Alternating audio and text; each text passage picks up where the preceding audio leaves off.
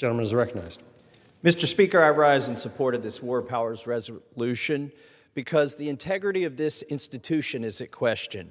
Every member of this House has a duty to uphold the Constitution's systems of checks and balances by exercising its Article I powers entrusted to us.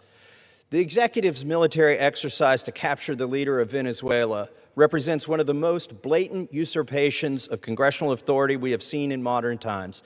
If we ignore it, we are not merely acquiescing to executive overreach, we are rendering impotent our branch of government. Thomas Paine said in 1776, "A long habit of not thinking a thing wrong gives it a superficial appearance of being right."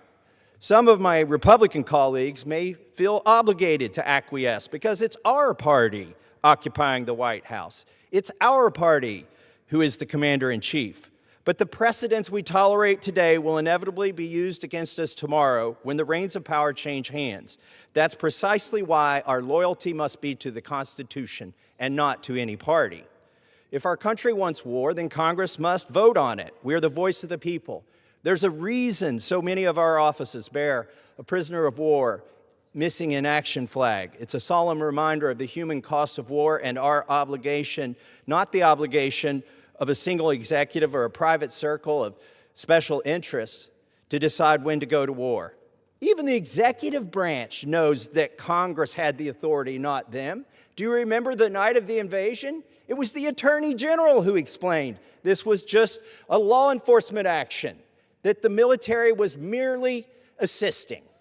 And that's the problem we have, because then it became obvious that we were undertaking a military exercise. And if the unilateral use of force were not enough, the executive has compounded this abuse by seizing Venezuela's oil revenues, selling them, and depositing that money in U.S. Treasury-controlled accounts overseas.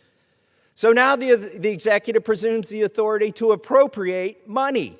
That's a direct violation of the U.S. Constitution. Article 1, Section 9, Clause 7 of the Constitution is unambiguous. No money shall be drawn from the Treasury but in consequence of appropriations made by law.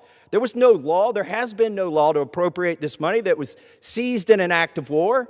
If we allow an executive to seize foreign resources and direct spending from pillaged accounts without congressional authorization, people no longer have a voice in their government, and Congress's power of the purse becomes moot.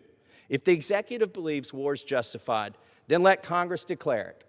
If the executive believes foreign assets may be seized and spent and appropriated, then let Congress appropriate them. That is how a republic functions. And I yield back my time to the gentleman from Massachusetts. Gentleman reserves.